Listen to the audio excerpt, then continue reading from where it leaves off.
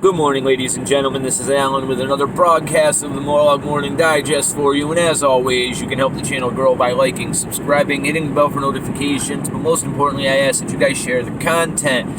In the description below, you'll find a link for donations. You will also find a link to my BitChute. I recently managed to create a channel over there, and I ask that you guys join me because Lord knows how long I'm going to be allowed to spread this information on YouTube. Now, there's something big that happened over the weekend, and it's Thursday now, okay? And I bet you haven't heard about it at all. And if you have, thank you for doing your due diligence because it took me a lot of deep digging to put all of this together for you. So, it turns out a couple of weeks ago there was an email chain that was leaked that was referred to as the Red Dawn email chain. Now, this email chain starts in January and goes all the way through up until February, etc. And basically, it's a chain of discussions between officials that were working inside of our government to mitigate the spread of this disease inside of the United States. Now, one of the biggest pieces of information that I found interesting in there is the fact that they constantly, in this email chain, refer to this disease being a lot worse than the media was portraying at the time. Now, you have to realize these emails were being written by officials inside of our government, yet it was our same government that was trying to say this thing wasn't that bad through the media outlets. Now, there's a doctor that worked for the VA, right? And he straight up says in the emails, I'm no public health official, right? But you guys all laughed at me when I started screaming that we need to close the schools down. And now you're laughing at me and I'm telling you you need to close the colleges. Basically, this guy's screaming from the rooftops in these email chains that this thing is way worse than they are saying it is. So far as to make comparisons as saying, Hiroshima, nothing but a summer heat wave, right? Freaking Chernobyl, right? Nothing but a dust storm.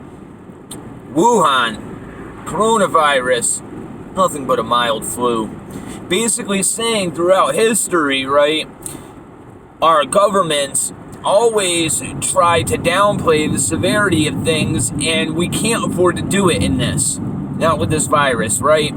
That's not what's important about this email chain. Now, the big news is that the World Health Organization, Bill and Melinda Gates Foundation, NIT, the CDC, they were all hacked.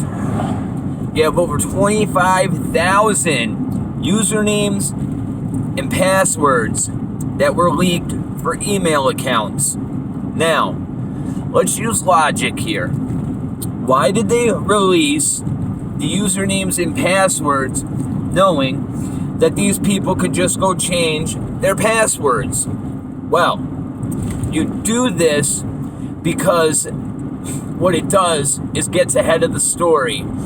In this climate, politically, you do not want to be responsible for this leak, for this hack. They're going to call you a terrorist. And in fact, it is on the books right now for the CIA as well as the FBI to treat hackers and leakers as domestic terrorists. So in order to get out ahead of this, you leak the usernames and passwords. However, you already skimmed all of that data before these people changed their passwords. Now, what this does is give you a smokescreen of anonymity because you don't have to say that you hacked this information in order to leak it now. You can say that you simply got the list of usernames and passwords and obtained the information from that leak. So basically, it allows the person that hacked this information to come out later and leak it without them having to take blame for actually doing the hack. But the fact of the matter is, these Red Dawn emails were the first bit of this leak. And we don't even realize it. Well, the media doesn't. Either that or they do. And like I said, they've whitewashed this because there's something big in these emails. Now, you have to realize that what's been going on in the media for the past week and a half is They have constantly mentioned, right? Constantly mentioned Dr. Fauci funding this lab in China after the United States banned the research. They are literally hanging Dr. Fauci out to dry in order to get ahead of these email leaks. Because what are these email leaks going to show? Lord only knows, but if I had to guess, it's going to show a concerted effort that points to the fact that this virus is man-made.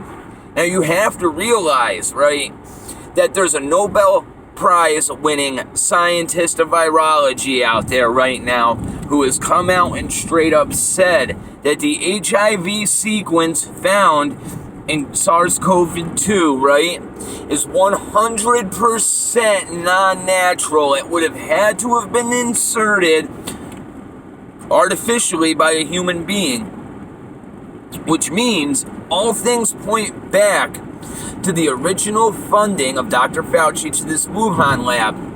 But by hanging Dr. Fauci out to dry, right, they managed to change the narrative of this entire thing before these email leaks hit, right? Now, what did this Nobel Prize scientist that said the HIV strain had to have been inserted artificially? Well, he changed the narrative in order to make the Wuhan lab look gracious in saying that they were working on a vaccine for HIV and this was an accidental leak.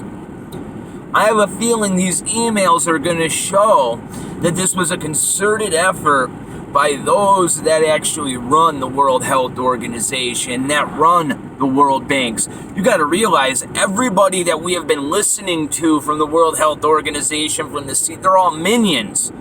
They are all minions, right? We don't know who's really pulling the strings, but I have a feeling that this email chain and this leak is going to show that whoever was pulling the chains had a concerted effort for this virus to leak in multiple locations all over the world at the same time.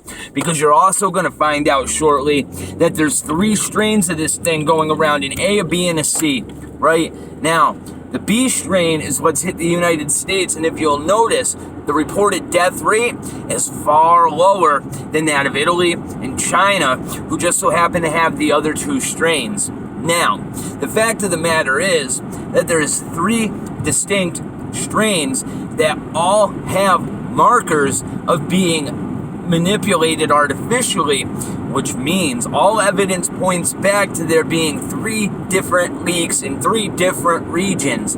Period. The end. And I honestly think that's what these emails are going to show. If you do not believe that this is leaked, go look on 4chan. I give all credit to those guys. Go look on Reddit and go look on Snapfile. And if you'll notice, the mainstream media is trying to spin this as neo-Nazi, extreme right-wing idealists and fascists that hack the World Health Organization, that hack Bill and Melinda Gates Foundation. Bill and Melinda Gates should not buy green bananas because I have a feeling they're not going to be around long enough for them to ripen up to enjoy.